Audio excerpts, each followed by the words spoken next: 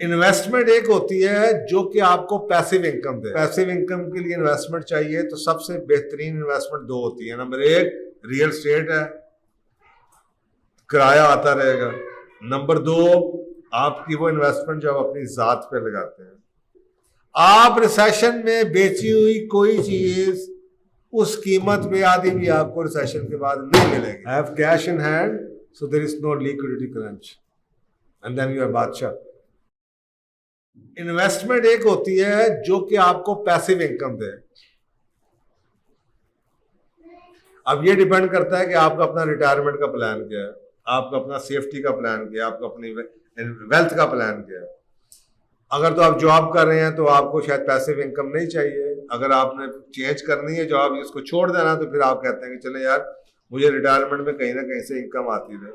तो फिर अगर आपको पैसिव इनकम के लिए इन्वेस्टमेंट चाहिए तो सबसे बेहतरीन इन्वेस्टमेंट दो होती है। नंबर एक रियल एस्टेट है, किराया आता रहेगा।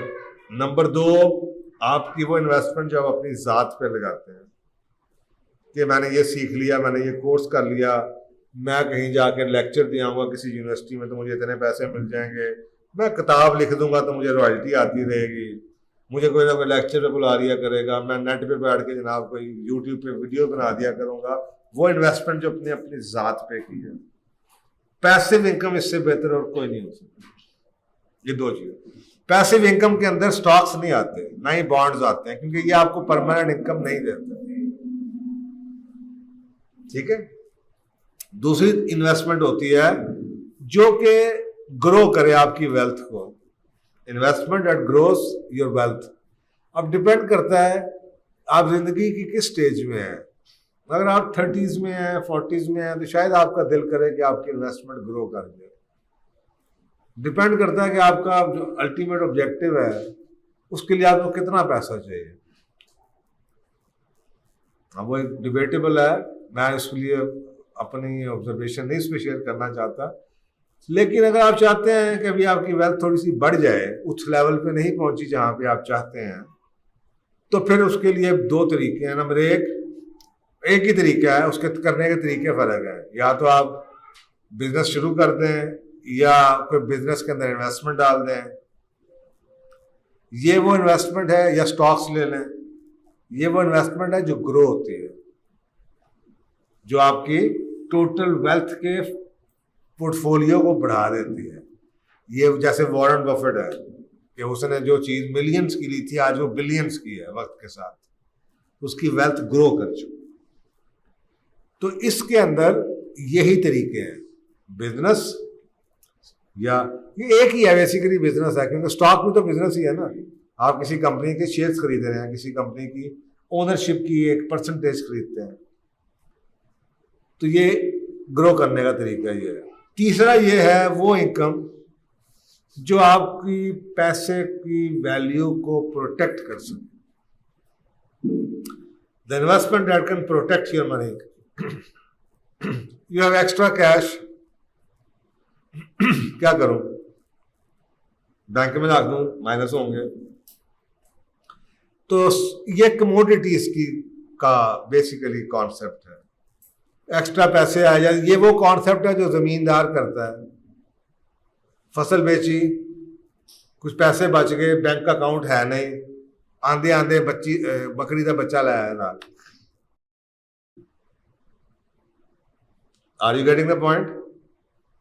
ये वो चीज है, something which can keep your income protected to its original value. ये तीन डिफरेंट तरह की इन्वेस्टमेंट्स होती है और ये आपकी लाइफ के ऑब्जेक्टिव्स और एज के साथ इनका ताल्लुक है। स्ट्रेट से इसका अगर आप मुझसे ये पूछे सोना लाइए, बिटकॉइन लाइए, बिटकॉइन लाइए, प्रॉपर्टी लाइए, मैं इसका जवाब नहीं दे सकता। तीनों का मकसद फर्क है, सब्जेक्ट। क्योंकि real estate is the best for the passive income. एक तरफ आपकी इन्वेस्टमेंट बढ़ती चली जा रही है, ऊपर से आपको किराया आता जा रहा है, मजा करें, सही है। तो ये तीन तरह की इन्वेस्टमेंट्स होती हैं और तीन तरीके हैं अपनी इन्वेस्टमेंट को बचाने के लिए रिसेशन में, अगर आपके पास ऑलरेडी मौजूद है। नंबर एक, avoid selling investment. Holding power नहीं बेचनी जी, मैंने नहीं बेचना, मैंने नहीं बेचना। पड़े हैं लोग, आपको रोज फोन कर रहे हैं, नुकसान हो रहा है, स्टॉक नीचे जा रहा है, बेच दो, नहीं बेचना। सोना पड़ा हो, नहीं बेचना। घर पड़ा, प्लॉट पड़ा, नहीं बेचना। लेकिन ये लग्जरी वही अफोर्ड कर सकते हैं जिनके पास लिक्विडिटी, कैश फ्लो मौजूद है।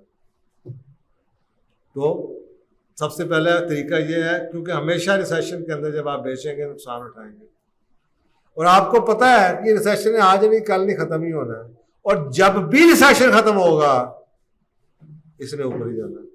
आप रिसेशन में बेची हुई कोई चीज उस कीमत पे आधी भी आपको रिसेशन के बाद नहीं मिलेगी, ये बात याद रखें, नहीं मिलेगी। तो जब आपको पता ये चीज आपको मिलनी ही नहीं, दोबारा बेचने की जरूरत क्या, वही बेचेगा जो मजबूर है। Number 2, have cash in hand. क्योंकि अगर आपके पास कैश इन हैंड है ना, तो जैसे आपको सोना नीचे जाता हो नजर आ रहा है या नहीं होगा। इस दौर में वही लोग चीजें बेचते हैं जिनको लिक्विडिटी क्रंच आ जाता है। एसेट सिर्फ वो बंदा बेचता है। Have cash in hand, so there is no liquidity crunch, and then you are बादशाह। Hold on. Number 3, only invest, अगर पैसा और एक्स्ट्रा है आपके पास तो इन्वेस्ट करें लॉन्ग टर्म बेस के ऊपर। कोई भी ऐसी चीज सॉलिड खरीदें, सॉलिड, ये बिटकॉइन सॉलिड नहीं है, याद रखें। सॉलिड का मतलब है solid, something which you own, which you see, material है। यदि हाँ मेरे पास ये शेयर्स हैं, मेरे पास ये घर है, मेरे पास ये प्लॉट है, मेरे पास ये सोने का सिक्का है, ये, या मेरे पास ये कमोडिटीज पड़ी हुई हैं, ये सॉलिड इन्वेस्टमेंट्स हैं। और लॉन्ग टर्म पे करें, क्योंकि सेशन में डिप्स आते हैं। अगर आप ये समझें कि 6 महीने में आपको इसका रिटर्न, कोई दुकानदारी नहीं है। आप याद रखें ऑब्जेक्टिव क्या है। ऑब्जेक्टिव ये है कि मेरा पैसा लॉन्ग टर्म बच जाए। ये नहीं है कि मुझे सुबह महीने बाद से प्रॉफिट हो जाए। तो मुझे पता है कि ये मैंने ले लिया है, ये 10 साल पता इसने नीचे नहीं आना, इसने ऊपर ही जाना है, पड़ा रहने दो। तो क्या जरूरत है। तो अगर लालच में आया ओके जी जल्दी डबल कर दो, जैसे ये अखबारों में इश्तिहार आ रहे होते हैं, तो मैं गया।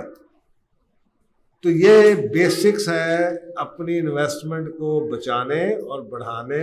रिसेशन के दौरान लोग क्या करते हैं, जिन लोगों ने रिसेशन की तैयारी की होती है, अगर आपको लिक्विडिटी का कोई इश्यू आता है तो आपके पास अगर एसेट्स पड़े हुए हैं, दिस इज अ टाइम कि आप उस एसेट्स को कुछ ना कुछ, जो अनयूजेबल एसेट्स हैं उनको आप, मैं आपको बता रहा हूँ, मेरे पास इतने सालों से ये कंस्ट्रक्शन हो रही है, हजारों होता ना काम कराया, सामान आ गया, इतना बच गया, पीछे फेंक दिया। लोहे का काम हो रहा है, ये करते करते करते लोहे के ढेर लगे हुए हैं। आपको पता है आजकल 145 का होगा, यानी कि आप सोचें वो लाखों रुपए का लोहा पड़ा हुआ है। आपको सोचा ना, मैंने अगर ये पैसा मैंने बैंक में रखा होता, समझ, ये है प्रोटेक्शन। कमोडिटीज पे इन्वेस्ट करते हैं, हीरा ले लेंगे, विंटेज आइटम ले लेंगे, रोलेक्स की घड़ी रख रहे, पड़ी रहते यार। भाई एक चीज मैंने फर्ज करें लाख की ली हुई है, अब उसकी फर्ज करें वैल्यू 6 लाख रुपया है, लेकिन मुझे 4 लाख भी अगर उसकी कीमत लगती है तो मैं तो फिर भी प्रॉफिट में हूं।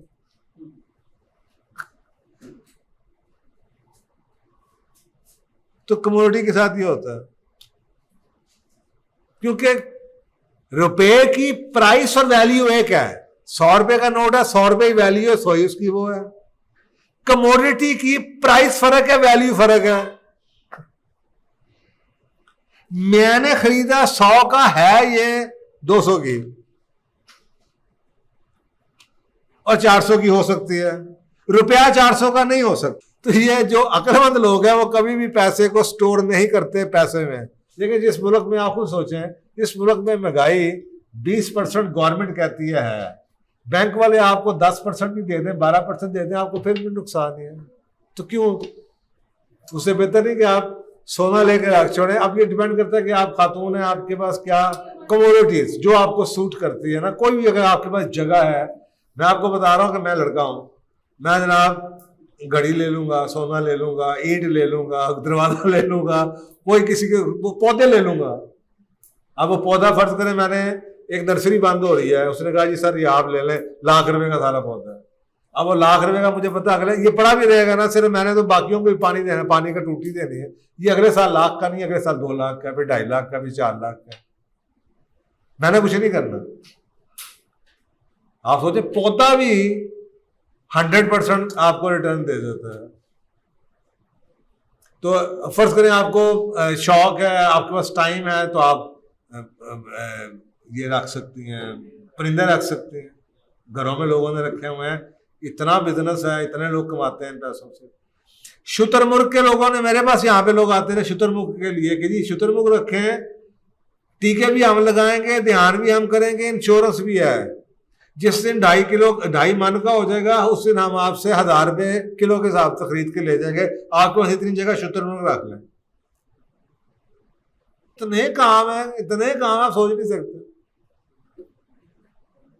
आपको बता रहा हूं कि इतने लोग बर्ड्स के लिए मुझे कहते हैं कि जी बर्ड्स के ये आइडियल जगह आपका फार्म हाउस, यहाँ पे बर्ड्स रख ले तो आपको 2-2.5 लाख रुपए महीने का ऐसे ही मिल जाएगा बर्ड्स के लिए। आइडियल जगह उनकी ब्रीडिंग और उनकी एनवायरनमेंट के हवाले से। तो इतनी अपॉर्चुनिटीज है, डिपेंड करता है आप उसका शौक क्या, आप किस में टाइम लगा सकती हैं, आप क्या कर सकती हैं। तो बता रहा हूं कि रुपी यानी कि money versus the commodity, any commodities which fits in your lifestyle, which you can accommodate and take care, that is better।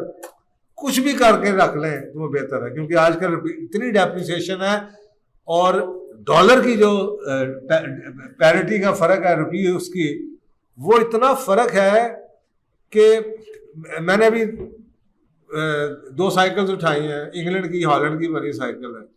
लेकिन मुझे पता है कि इंग्लैंड और हॉलैंड की चीज जो उनसी है, इसने 3 महीने में लाख की हो जाता है। समझ की बात है।